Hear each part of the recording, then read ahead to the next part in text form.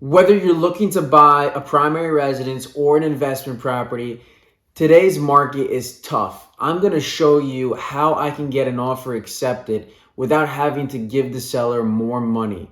How do you negotiate something like that? And what are your options? Yeah, yeah, yeah, yeah.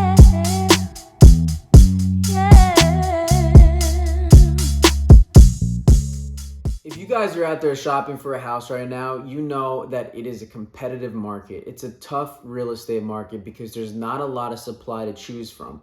When a nice house comes out there, everybody else is shopping for that same nice house, and you have to win. Your offer has to be better than everyone else's. So, how do you structure that deal? How do you get your offer accepted when maybe you don't want to pay more money, or maybe you just can't afford to? And the other guys are offering over asking. I'm going to share with you two stories of mine, and I hope that you can learn some principles from them so you can apply them to your negotiations. So the first story actually starts with my second home. I was working with an agent at the time because I was not yet licensed myself. This was sort of an off-market deal that I found before my agent found it, because the seller of the home was looking for a room rental for her son. I happened to have a room rental available, and so we connected with that initially. But then I found out that she was selling a house, and her house was right down the road from my first house. So I said, well, let me take a look at this house, see what condition it's in. Maybe we can negotiate a good price. And so I did that. I talked to her. She was a lovely lady. The house was beautiful, but she was obviously asking for more than what I wanted to pay because I wanted a good deal as an investor. So we went back and forth with price for some time. I didn't end up negotiating with her on the price that worked for both of us. So we kind of left it as is. A few weeks went by, we were texting back and forth, and then she ends up listing the property on the market for about 320. I didn't want to offer more than 295. So now that it was listed, I realized that there was not a lot of properties to choose from.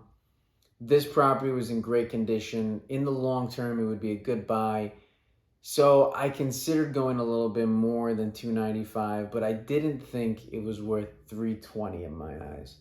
So I said to the agent I was working with, let's submit an offer for 305. And in this market, everything was going for at asking or above. So my agent was like, that's crazy. We're not going to put 15 under asking. I mean, you're not going to get it accepted. But what he didn't know is that I was in the midst of conversation with her, and I had built rapport. We had conversations. I went to go meet her in person. I saw the house, and she knew that 295 was like my highest and best at the time.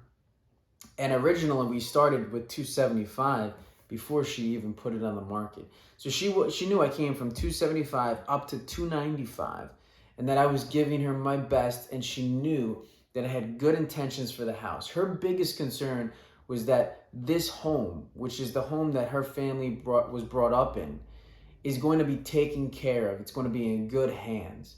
She wanted to make sure that the new buyer was going to take care of the house and was not going to let it fall apart.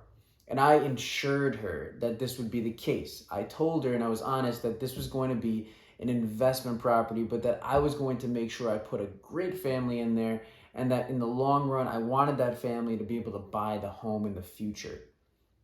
She understood my situation, and I think that she came to trust me. And eventually, when it came down to negotiating the price, I think that's what helped me win. Because I offered 305. She was asking 320. She had other offers, 4 or 5 other offers at 320 or above. But for some reason, she accepted my 305. And I think it was for two reasons, mostly because the trust was there. She understood I was going to take care of that home, which was her biggest concern.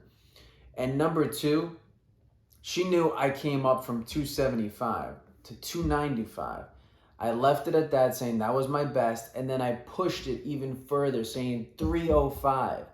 This is a lot higher than when I first started negotiations with her. Even though she wanted 320, she knew I was coming up from 275, and I think that's another principle that you could take away. When you're negotiating, start with a low offer as an anchor, because the difference in the end result, that end number, the bigger that difference is, the 275 to the 305, the better it looks to the seller, because they realize how much more you are willing to give them for the property. If I started the negotiations at 300 and I went from 300 to 305 and saying that's my best, that may not have looked as good and it may not have worked. My second story is actually the most recent purchase, and this one was a primary residence. It's the house I'm in now. And this house was definitely not easy to get, but I also did not have to offer more than asking. Okay, we were still in the same type of market where everything was going for at asking or above. There's limited inventory and everybody wants the nicest houses out there. So we found this house after 6 months of looking, and we loved the house. It was a little bit more than we wanted to pay for it, but we knew that in the long run, the values would appreciate and there was not much out there. Rates just continue to go up. So we said, let's do this. Let's get this while we can. We'll submit an offer for at asking, which was $450, and we'll see what happens. But I didn't just submit the offer at $450 and that's it, because I knew that there were other offers and other interested buyers. So the chances of me getting my offer accepted at asking with nothing special was pretty low.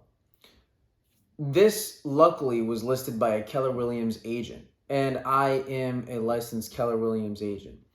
I didn't know her personally, but working in the same brokerage sometimes helps because we want to help each other out as agents.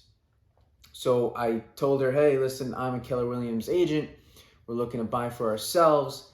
You know, this is literally the highest and best offer we can give you. We cannot go over. I said we are approved for up to $450 and that's it.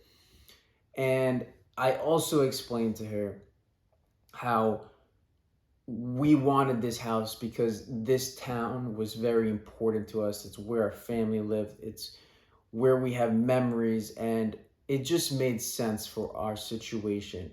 So we also crafted a custom letter to give to the sellers to explain to them what kind of people we were and how we were going to take good care of the house. And we submitted the letter with the offer at $450. And then additionally, I had a conversation with the listing agent on the phone about what was important to the sellers. Was it closing time? Was it inspections? You know, what was their biggest concern? And for them, well, price was one, but secondly, they kind of needed a little bit of an extended closing period because of their situation. So instead of closing in maybe 60 days, they needed actually a little bit longer time, more like 90. And I said, that's perfect. We're not in a rush. We can work with you. That's not an issue at all. And I also inquired about what other offers were out there. I was trying to get a feel for like, where are we in the midst of everybody else? And I kind of discovered that other people offered more, and there was 3 or 4 other offers already.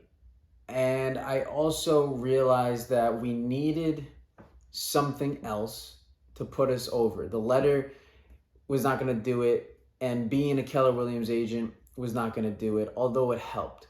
So I said, what else can we do to really make our offer stand out? I actually asked that question to the listing agent, and you know, she was just kind of like, oh, really? You know, it's price and blah, blah, blah. And so I thought, what else can I do instead of offering more than asking? How about me as an agent cutting my commission? Because I can actually receive a commission as the buyer's agent. I'm representing myself. I'm the buyer and I'm the agent. So I will get, in this situation, it would have been like 2% of the purchase price. So I said, what if I cut it in half? I couldn't completely eliminate it, and I didn't also want to eliminate it. So I said, let me get the commission cut in half to 1%. I got it approved by the brokerage, and I said to her, if I cut my commission in half, that's gonna save your sellers money at the closing table, because the sellers of the property are the ones that pay the commission to both the seller and the buyer's agent. So it saves them money, but I'm not giving them a higher purchase price. And so she said, well, yeah, I think they would definitely consider that. And she seemed very interested after I mentioned that. So I said, let's do it. $450 at asking, cut the commission in half. We both were agents at Keller. We had built some rapport, had some good conversation. She trusted me. She knew I was going to buy. I was confident in that we could close. And then we also handcrafted a letter to the sellers.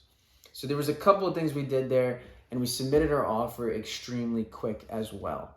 A couple of days went by, and we heard back that our offer had been accepted. And even though others had put in at 460 and above, we had won because I crafted an offer that was unique, and it was important, and it actually was more advantageous to the sellers. So there you have it, guys. Price is not always what wins the deal. If you've learned anything from these stories, you should see that it's mostly based on trust that you're going to take care of their property, especially if it's somebody who's lived there for a while. And they also want to know, what is it that you're going to do that others are not? And I showed them I was willing to go the extra mile. Even though it wasn't more money, it was more of what I could do, and they knew that. And I understood them, their situation. I tried to meet them where they were, give them what they want as much as possible without letting go everything that I wanted. And in the end, it was a win-win because we got the deal. Today, the values of the property are higher. We ended up getting it. We love the property. And they got their money. They got their closing. They had what they needed as well. Sometimes the buyer could give them all the money in the world, but they can't close because they can't get approved for the mortgage. Something happens. So having confidence in the buyer and what they can do is huge. You need to understand that it's not just price. That's why you have an agent look over offers. We got a guy for 500, 475, and 450. The guy who's going to give us 500 says he can close in 30 days. We get it under contract, and then all of a sudden he can't get approved for a mortgage. Well, why not? Well, he wasn't really a strong buyer. He had a strong offer, but he wasn't a strong buyer. What about the guy for 450? Very strong buyer, pre-approved, serious, can close in 60 days, but we can trust he can get it done. We'll get less money, but we can trust that he can get it done. That is what an agent does. They help you, as the seller of the property, determine which is the best offer. And the buyer's agent does the same thing, but on the opposite end. Which way we can go about getting this offer crafted so it has the best and highest chance of getting accepted. And that's what you can learn to do with time. And if you don't want to, make sure you get an agent that can.